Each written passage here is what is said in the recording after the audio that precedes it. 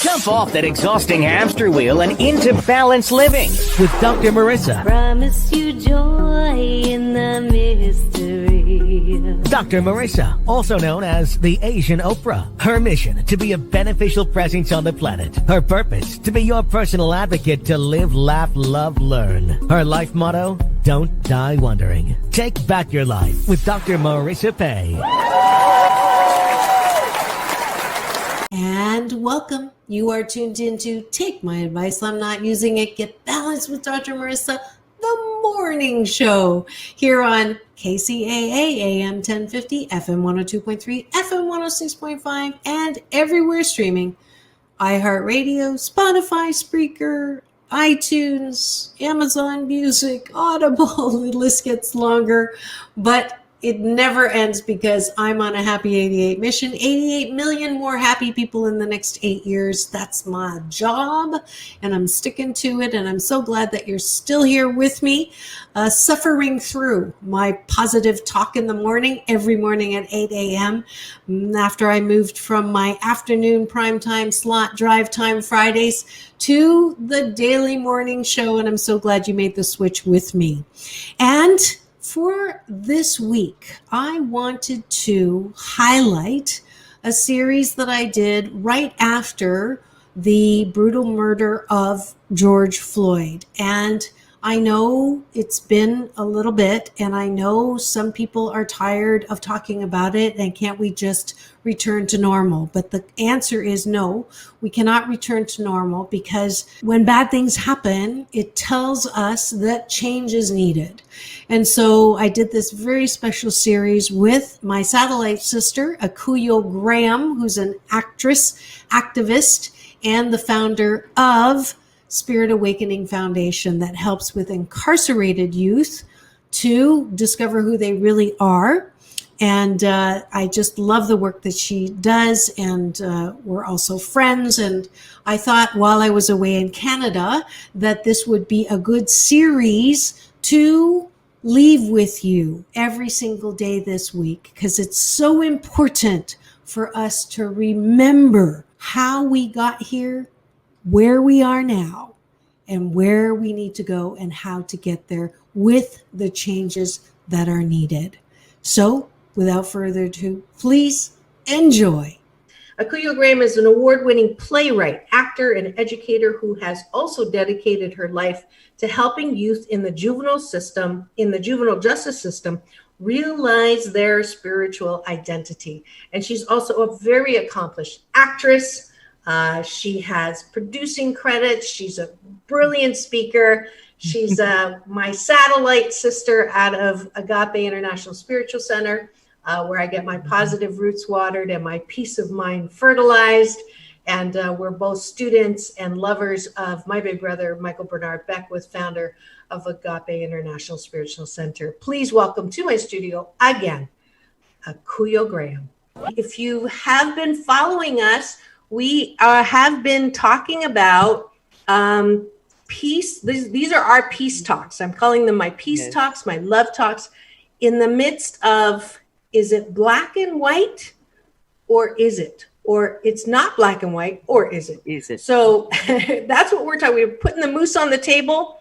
That's my Canadian version of talking about the elephant in the room. This is part 3 already. We dedicated the month of July to these talks. And so if you missed the first 2, they're going to be on YouTube. The first one's already there. The second one is being released to the public today. So please go and look at those. But we're still continuing because it's super important. And instead of reading your bio this time, I thought I would make you work a little. Thanks a lot. Yeah, I know. You don't even know. I was going to warn you, and I thought, no, this will be fun. So I have a friend. He doesn't have an answering machine. She has a questioning machine. Oh, and wow. when you call her, she says, "Who are you and what do you want?" So we're asking you, Ms. Beautiful, who are you and what do you want? Ooh, as a way of introduction. I am Akuyoe Graham. I am a spiritual being having a human incarnation, as I know you are too, my beautiful soul sister. And I'm a performing artist, a writer, producer, activist, a lover of God, lover of humanity. What do I want? I want truth and justice. I want the perfect peace that surpasses human understanding, the perfect love of God that casts out all fear. I want beautiful, beautiful art, creativity in the world, and I am willing to be a conduit for that to take place. Beautiful. So how's Beautiful. that? That was perfect. I'm glad I didn't give you the warning. Yeah, I'm glad you did. Right. You would have had to think about that a little more. But some of you may recognize her from the movie American Pie. She's also been in what's that really cool one? I wrote it down. The one where you're the mom. Oh, Ben and Ara. Ben and Ara. Yeah, I keep wanting to watch that, but I'm gonna. It's a beautiful. It's a very pertinent story right now. Yes, right? it is. Yeah. The daughter is of what faith? Is a Muslim. Yeah, I play a Muslim mother. Fell in love with someone who wasn't. That's right. Yeah. Not only was he not Muslim, he's also white and she's Black. You know, so written and produced by actually the two stars of the film, Constance Ejuma, who's of Cameroonian descent, and Joseph Baird. So kudos to them. You know, it's a really beautiful, powerful. Yeah. And you're powerful too. Oh, thank you. Yeah, I love playing that role. Yeah. It looked like you did. And so topic at hand. We've been talking about how to still come from a place of balance and love. Yes. When there's so much hate.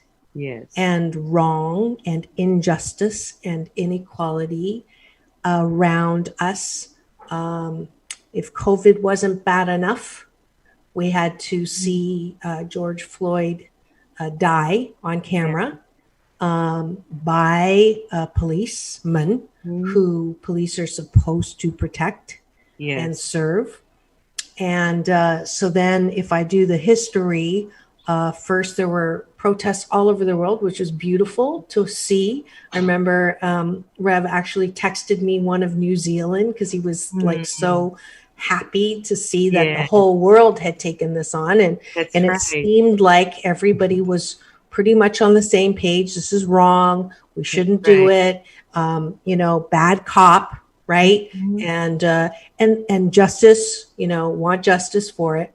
But then it sort of began this tidal wave or tsunami where I don't know where in that, maybe the first flame was the protests that led to violence, that led to vandalism, that led to fires and damage to property of innocent people, or was it the hashtag Black Lives Matter and then people who aren't Black, I don't know, maybe felt defensive or wanted to make sure everybody was included because we had Native Americans come on and saying, what about us?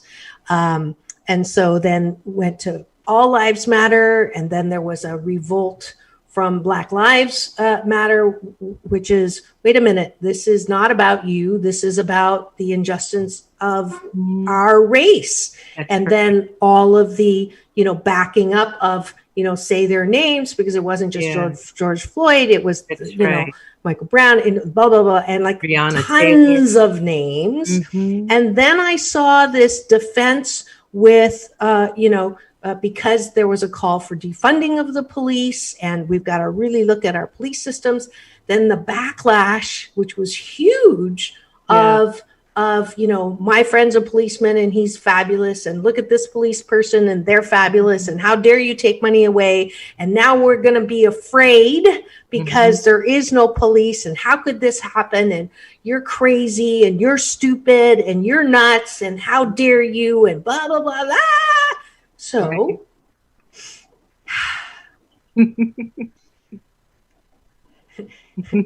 You're the good cop. I'm the bad cop. What you gonna do? That show has been taken off the air now. Thankfully, yeah. Really? Oh, yeah. Mm-hmm. Wow. Now, what brought that? Yeah. Now, what brought that on to this? Because of the sensitivity. Yes, and not just sensitivity. I think this time is really having us look at the injustices. And I hope you enjoyed that as much as I did. And after the news break, we'll be back with more of It's Not Black and White, or is it? Dr. Marissa and Akuyoe. Don't go away.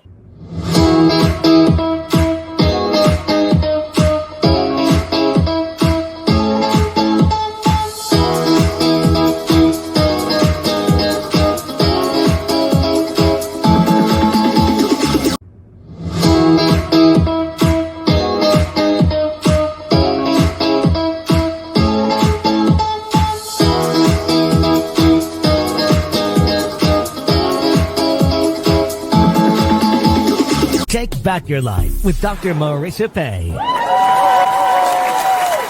And we're back. You're tuned into Take My Advice. I'm not using it. Get balanced with Dr. Marissa, the morning show here on KCAA, AM 1050, FM 102.3, FM 106.5, and streaming everywhere. And we have more of It's Not Black and White, or is it? Dr. Marissa and Akuyoe. And for all those people to go to one of the points you made that say, it's all lives matter. Yes, we know all lives matter. And as several people have pointed out, that includes Black lives. And I think some people are just stuck when they hear Black Lives Matter. What they hear is, well, then I don't matter, and that's not what that's saying. It's just simply saying Black Lives Matter, period. That's all it's saying. Right. And we're having to say that because right now ours is the house that's on fire. The George Floyd murder, which took place publicly for everyone to see. And I think the reason the world is joining in is because it was horrifying. Right. And we as a humanity looked at that and said, wait a minute, no, not on my watch. Right. Not on my watch. I'm going to say something. It's sort of like, because he just made his transition, John Lewis, the civil rights icon, who gave his life to the movement and the struggle to free people, specifically Black people. He was there for justice. But he tells a story of when they marched on that bridge, the first time, the Pettus Bridge in Alabama. And when they got there, the state troopers were there and said, you all, this is unlawful, get out. So a young man apparently came up to the state trooper and said, please just give us a few minutes. We want to pray. And the state trooper said, okay, get your masks on and fire. All this man was asking for was to pray. And they immediately started attacking all the people on that march. That's when Lewis was hurt. He could have lost his life. And again, that was televised. And when America and the world saw the horror of it, the horror of a people that were just simply saying, can we pray? Can we take a moment to pray? And your response is kill them, go after them, set them on fire, throw the dogs at them. And it makes you go, wait a minute, no. And if you have any humanity, you look at that and you say, not on my watch. Right. And that was the start because people were horrified. Right. So, fast forward to now, seeing the George Floyd murder on camera was horrifying. And they released more of the videotape and I can't even listen to it. Yeah. I can't watch. It's horrific because the man, Floyd repeatedly, not only did he say, I can't breathe, please, I can't breathe. Mama, a grown man, he can't hurt you. He can't do a thing to you, pleading, begging for his life over an alleged forfeit of a $20 check. $20. You gave him the death penalty over $20. So I think when people saw that, the whole world it kind of shook you up and woke you up. Right, It's, right, oh my right. goodness. Right, right. This is what the police is doing? No, not on my watch. Right. You know, right. so so when we say Black Lives Matter, it's in response to that. And anyone who takes an affront to that, then I'm just asking you to really look at where is that coming from. You know. So let me read you a response. I posted the show on my CNBC channel. And the response I got, I'm not, because I posted the one graphic you've seen that I've used is white privilege doesn't mean your life hasn't been hard. It means that your skin color isn't one of the things making it harder. And the response was, which I'm like still kind of stunned to, is I'm not Black, but I matter too. We all matter. So she was just reflecting. I've seen this before. It's not her, but it's a common, don't say it's only Black Lives Matter. It's all lives matter. And my response was, that's true, but you are not killed based on the color of your skin. And and I said, if people, especially white people, would be compassionate enough to acknowledge the unfairness, it would go a long way. If you're open to watching the documentary 13th, I had that same reaction that you did until I saw that. And the response was, how do you know that? Just because I'm not Black, I'm half Native American. Check out what the government did to our people. Question mark, question mark, question mark, right? That's why I'm saying all lives matter. So says the Lord, we don't need to label humans, period. So speak to that, because I ran out of things to say. Well, and to this person who posted, first of all, only Black Lives Matter. It doesn't say only Black Lives Matter. It just says Black Lives Matter, which does not mean that Native lives don't matter. It doesn't mean, in fact, you know what? If one particular life doesn't matter, then no life matters. We could take it that way as well. So your life matters, my life matters. And right now, the House of Black Lives are on fire. We're trying to put out the fire. So we are emphasizing that Black Lives Matter. That's all this is about, because an injustice in one place is injustice every place. Yes, you can go back to the history of this country, this extraordinary country.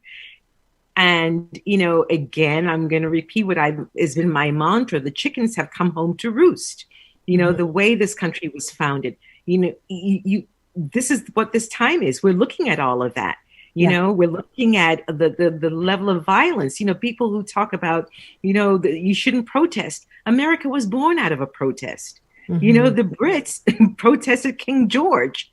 Right. And and then there was the revolution and America was born. So it's ridiculous to say don't protest in a country that was born and created out of protesting. Right. And so, what do you say to people who lost their business because of the rioters? And we've talked about this before, that a lot of the riots were, people who dressed up as Black people or were incited too. But there is also, I'm putting this moose on the table, there is also a sentiment that we are mad. We are so mad that you can't listen to anything except violence, or don't complain about the violence because you started it. That kind of sentiment that, this is just a consequence of an entire lifetime of this. So you cannot complain or don't. It's just a byproduct of a protest, which is normal. So speak to that one. I mean, look, first of all, I feel for those businesses. I know businesses that, I go to that I love that were harmed during this time. And yes, when you show up to your place of business and it's no longer there, or it's been very badly damaged, you do feel for that, so I just want to acknowledge that. And at the same time, though, I want to say, I do understand where the rage is coming from. I really do. And to say that I didn't would be a lie to this conversation. As a person of color in a dark skin. And that's something, to be in a dark skin in this country at this time. In fact, the whole world over, because we've made whiteness something, we've constructed something called whiteness. And we've made that the thing that everyone has to be or, go after. And anything other than whiteness is seen as other. So after years and years of this being perpetuated down our throats, after years and years of people who many look like me, being denigrated as other, there is a rage. And I understand that. I'm not saying that it's right. All I'm saying is that I understand where the rage comes from. Right. And I heard that from a woman whose business was destroyed, a Black woman whose business was completely decimated. She said, through her tears, she said, yet I understand the rage. I wish my business hadn't been destroyed, yet I understand this rage. Wow. So that's what I have to say. And, Dr. M, I have to say that I mentor and teach incarcerated children. Some of them have done some terrible things. It's a small percentage. However, some of them have, behaved very badly. And I am tasked with understanding.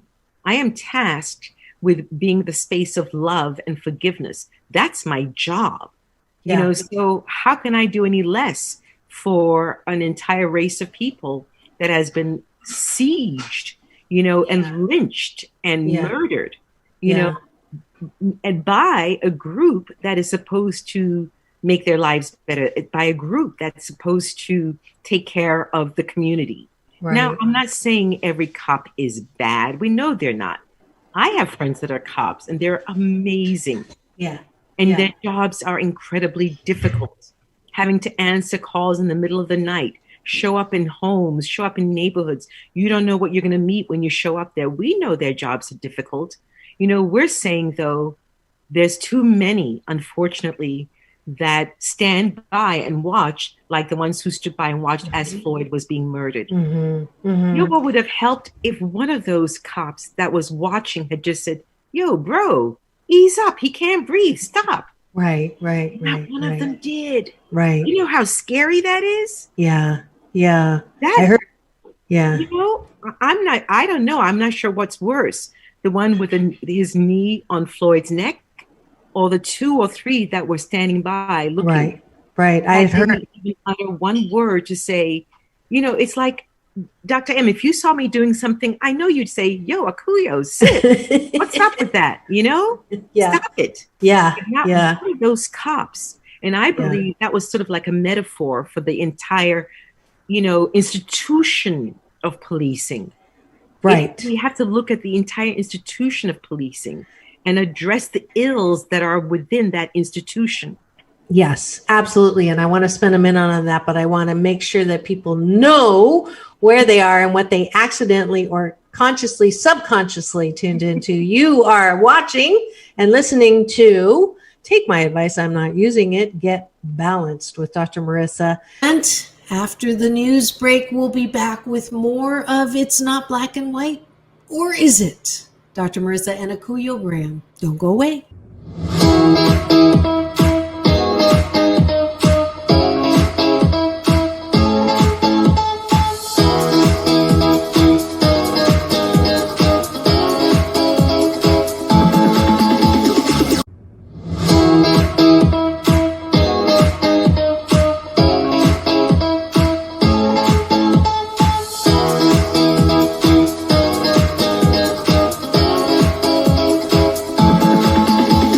Take back your life with Dr. Marissa Pay. And we're back. You're tuned into Take My Advice, I'm Not Using It, Get Balanced with Dr. Marissa, the morning show here on KCAA, AM 1050, FM 102.3, FM 106.5, and streaming everywhere. And we have more of It's Not Black and White, or is it? Dr. Marissa and Akuyoe Graham. NBC channel KCAA. My guest today is my beautiful, magnificent, wonderful sister, my satellite sister, Akuyoe Graham. She's an actress, activist, producer, and the founder of Spirit Awakening. And we are talking Turkey and Tofurti or Tofudi about, that was for Michael, about what's going on right now, because I did not want the conversation to just be the angry rhetoric that's going on Facebook or Instagram, or it's less on Instagram. I've noticed it's more on Facebook. Just this fighting. And I wanted a place where we could put the moose on the table and talk about it and find that middle ground. So before we jump off of the All Lives Matter into the police, I believe that, like the woman who commented, that like everybody who's jumping very quickly from either their discomfort or their anger or their shame or their blame to it's got to be all lives matter, not Black Lives Matter, to just stop for 1 minute, take a very, very deep breath and ask if we cannot all, of all colors, take a minute to acknowledge the need for some kind of, yes, it's horrible and it happened, and not move on so quickly into, well, that's because of this or that's because, just acknowledge the pain, acknowledge that this is something that you will never, ever truly understand as a white person or a yellow person or a brown, a Black person's pain right now. Can we just hold that pain for just a little moment of time? That's right. Before we go to All Lives Matter. I think that if we all just collectively could do that, that's right, then we can settle into the solution. But when we're just like boom, boom, boom, boom, boom, we can't find the solution. The solution cannot find us in that place of blame and shame. So absolutely, I'm begging, I'm using my platform. Please drink this rose-colored Kool-Aid just for today. It's funny because there was a thread in Facebook as well, which I joined in, and I try not to join too many of those because it is very incendiary, it's by its nature. However, there was this gentleman, and it actually had a beautiful ending because he was, all lives matter. So I said, yes, and all lives matter includes Black lives. No one's denigrating or degrading another life by saying Black Lives Matter. And he and I ended up having a beautiful back and forth, and it ended with God bless you. Yes, God bless you as well. We are one. I mean, it was just wonderful. And again, I think if people are willing to listen to each other, and it's not about being right. Let me just hear what you have to say. Really hear it with my heart. And within that is, we all are the solution. We are it, and I love what you just said, Dr. M, that, for right now, right this minute, the house that is on fire is the house where Black people live. Yeah. So we're trying to put out that particular fire. Yeah. Might be another fire. Yeah.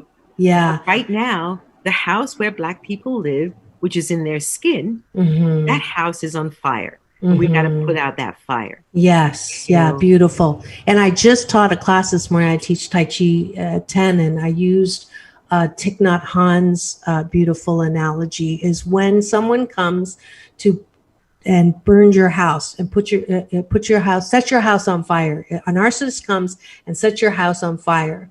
Resist the urge to run after them and set their house on fire. Instead, turn around.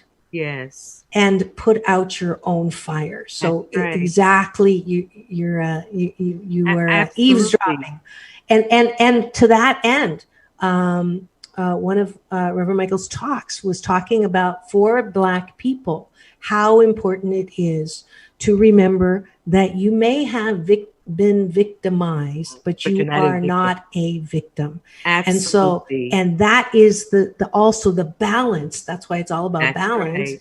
Where the rage, it's coming from everywhere. It's not just coming from white people. It's coming from Black people.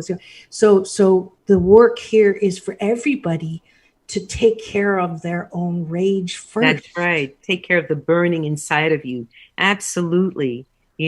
That's why I made that original post, which brought us together. What is mine to do? What is mine to do in all of this? Because we all have something to do in all of this. There's an essential something that we are each called to do. Yes. And we must find what that is, and, mine tends to be to, like you said, to put out the fire within me. To look at the places where I'm getting snagged inside of myself. If someone makes a post and it, triggers something in me, I have to look at what it's triggering, rather than going after the person and putting them on, lighting them up. Let me look at what is triggering in me. And once I do that, then if I have a response to what they've said, then I can respond from that place of compassion because I recognize something in myself as well.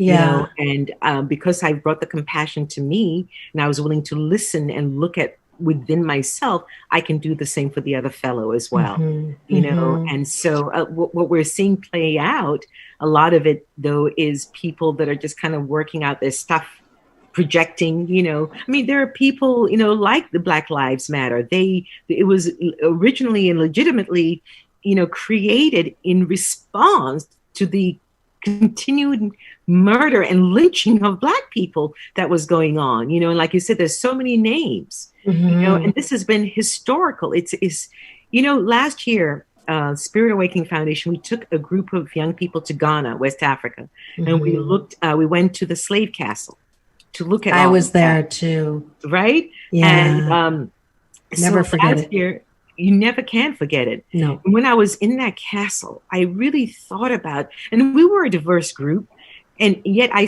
there was a moment when I needed to speak specifically to the Black people in the group. And I said, remember this moment. You are strong. Look at what you've come through.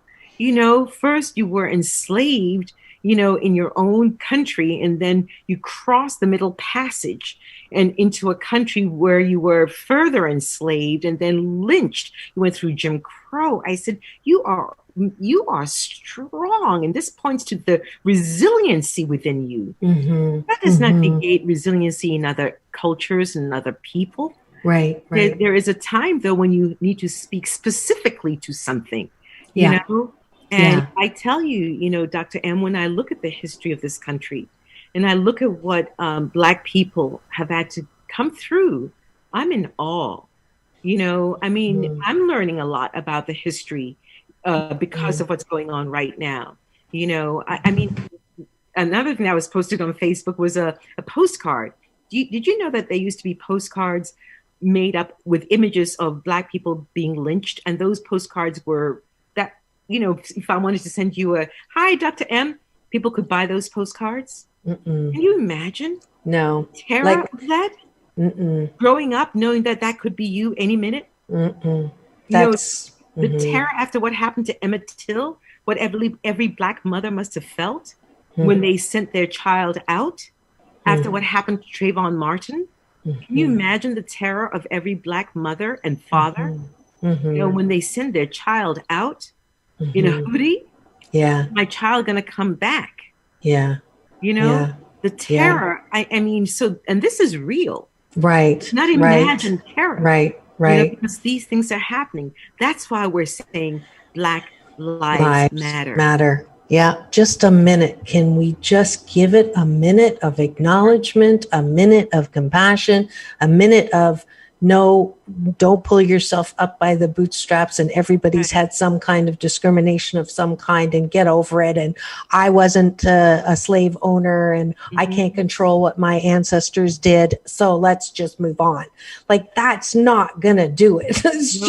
That's going to continue. Same with, we can't defund we're not talking about defunding the police in the sense that, there are it's just amazing how people go from one extreme. That's why I call this show, it's not black and white, or is it? It's like defund the police. Oh my God, that means all crime and everybody's going to be, toting guns, or nobody's going to protect me. And I'm getting all our, children and our women are going to get raped. It's like, hello.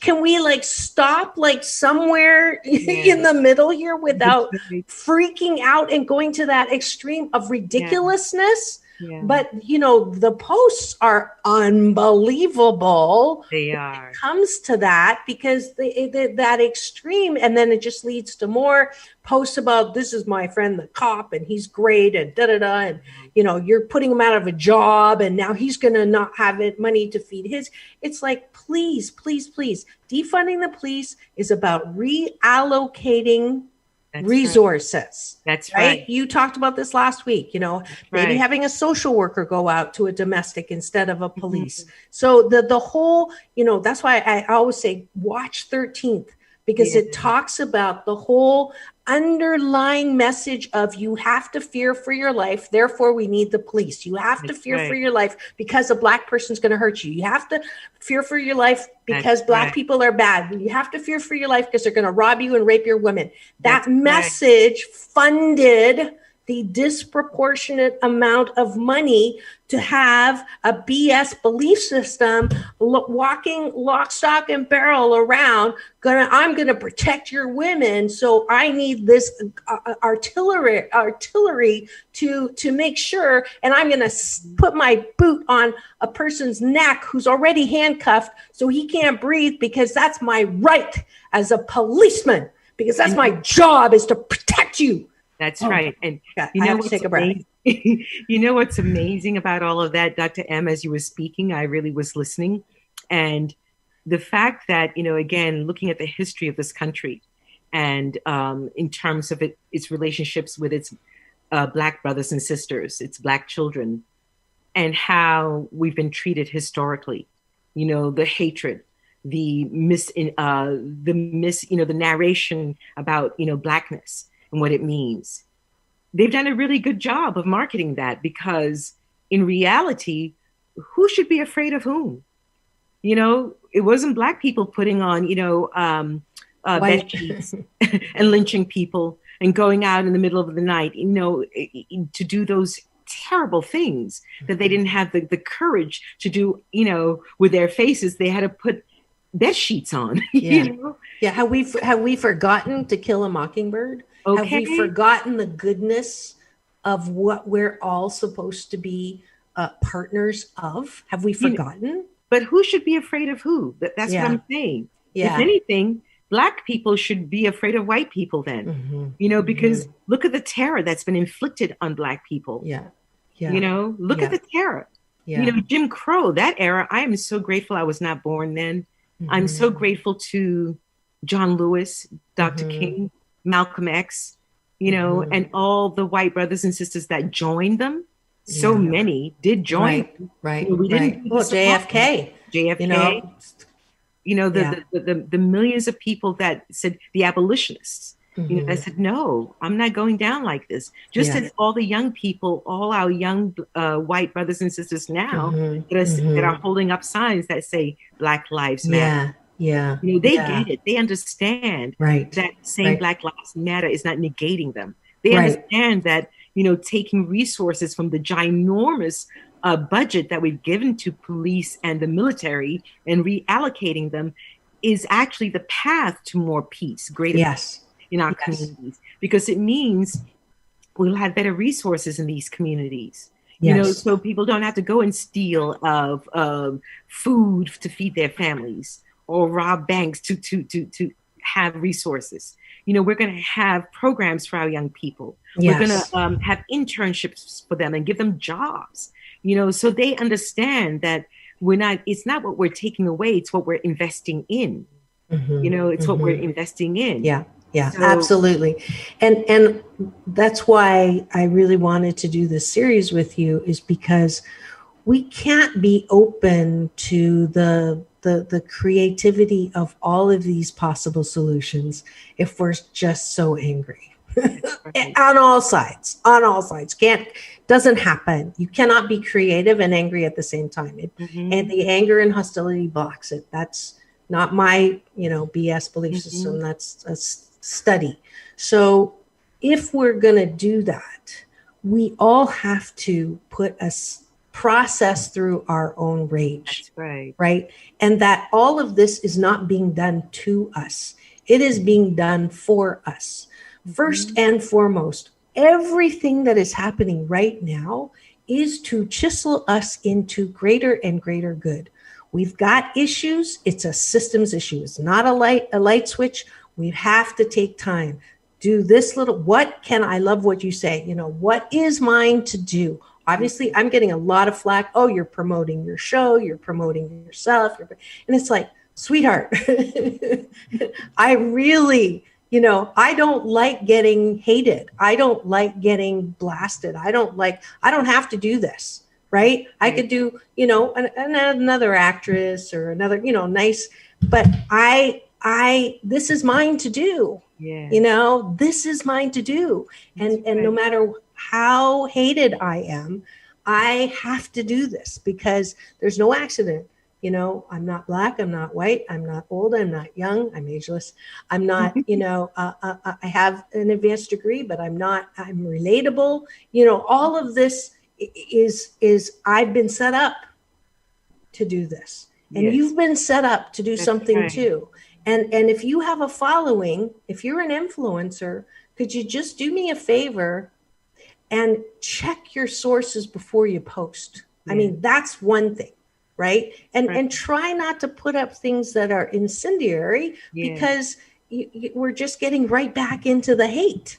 Can you post something that is part of the solution? Because I want to read one thing before we go to the commercial, which is going to be at the end of the show today, because I knew this would happen. But the thing is, I saw this. It makes me sick to my stomach that Black Lives Matter and COVID has somehow been twisted into a left versus right argument instead of a genuine concern for human rights and the health of other beings. And I found that Hersha posted that, and I can't find who posted that in the post, but I'm begging that if we're going to find solution, we have to stop this incredible, like in the old days, BC 19, the time before COVID, we could actually say we agree to disagree. We could actually say, let's not talk politics because we're not going to agree, or let's not talk. And now it's like this massive amount of, wow, like fork you if you don't believe how I do, and you cannot hold that BS, that belief system aside and focus on what is the best for humanity. The fact that people think that Black people being murdered in plain sight is okay to me, it because Blue Lives Matter just blows my mind. Yeah, blows my mind. How some people, in their fight against government control of their freedom, think that masks that have research around, the countries that have successfully used social distancing masks, and it's fork you because it's all about it blows my mind. So can we just take a breath and get to that compassion of who we really are? Do we want, I don't care if the numbers are made up. Do we really want that many people dying right now? That's right. Right. Yeah. I don't care that, your police is not going to go away. Right. It's just a reallocation of sources. Can we stop fighting about that? That's right. That's right. Well, part of it is because that's your intention, Dr. M, as is mine, that it goes to, like you said, what is mine to do, each of us. And not everyone feels that way. Some people are stuck in it's always outside of them. They have no control. Everything is happening to them, and that's a big hurdle to get through, and as long as that's what you feel and that's where your attention is, so you're going to be stuck in reaction. So what do? We just don't try to talk to them? It depends. You can try, and yet if it's just vitriolic and just, then you might say, what, it's okay. God bless you. And I love you. We're sisters and brothers in spirit, and God bless you. I wish you well, and so our work is to be embracing, which doesn't mean condoning, doesn't mean liking or approving, yet embracing. For me, the thing about spiritual work, which I love most of the time. However, the rub is, God made each of us including some of the most heinous, the people that have done some of the most heinous things in the world, including the cop that had his knee on Floyd's neck, and so, wrapping our minds around that, and what does that really mean? It doesn't mean I don't want to see justice. I do. Doesn't mean I don't think he shouldn't be tried. I think he should be. Yeah. Yeah, absolutely. Even in the while, as I pray for his life. Yeah, well, that's your secret sauce. And I try to be like you that way. The whole praying for people who I want to say, if I look like you, I'd be miserable too. And instead of saying that to them, actually getting to a place of compassion for them too. But anyways, it looks like we're running out of time. And I definitely want to highlight the sponsor of today's show, because it is someone and some organization that is absolutely close to my guest's heart, as it should be. So, do you believe that people deserve second chances? Do you want to be part of the solution? Do you want to invest in the future of vulnerable, neglected young women who need to heal, live, survive, and thrive freely? Well, you can through Project Spirit Home, a safe place for young women who have had a tough past grow into a new future in a home where they can heal safely, live freely, and grow mentally, emotionally, and spiritually. Donate today at www.spiritawakening.org. And that is, of course, the beautiful home that was built by Akuyoe Graham called Spirit Awakening Foundation. And I absolutely endorse it and support it fully. Every year they do an event. It's coming up in November. I want to invite you to go to spiritawakening.org and donate towards this beautiful home that will help those who did not believe in themselves until they were taught how to do so through Spirit Awakening. All right. So, who or what are you most grateful to or for? Oh, well, on the day of his appearance, I had to say, Reverend Dr. Michael Bernard Beckwith. I just, oh my goodness, I can't even imagine a life pre-agape, pre-Michael Bernard Beckwith in my life. Yeah, it would have been a very different life, Yes, and so absolutely. Now I know that I came to California. I was ordained to come here to LA and to meet Dr. Beckwith. Absolutely. And be a part of the revolution that is agape.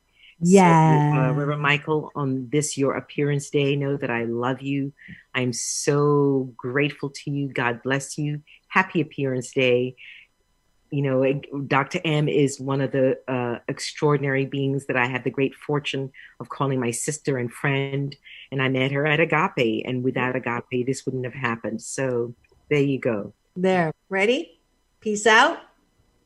World peace through inner peace. Love you all. Love you. Love you, Akuyoe. Love you, Dr. M.